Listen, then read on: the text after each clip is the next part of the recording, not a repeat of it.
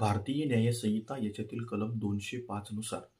जर एखादा व्यक्ती हा कोर्टाचा समन्स मिळवून न देण्यासाठी स्वतःला ॲब्स्कॉन्ड करून घेत असेल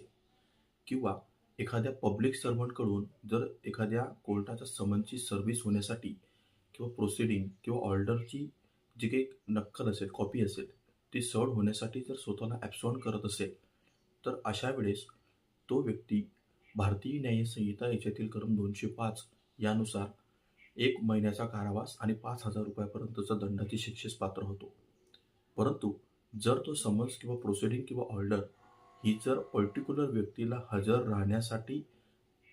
पाठवला असेल किंवा एखादा इलेक्ट्रॉनिक रेकॉर्ड कोर्टात आणण्यासाठी पाठवला असेल आणि अशा वेळेस जर तो स्वतःला ॲब्स्कॉन्ड करत असेल,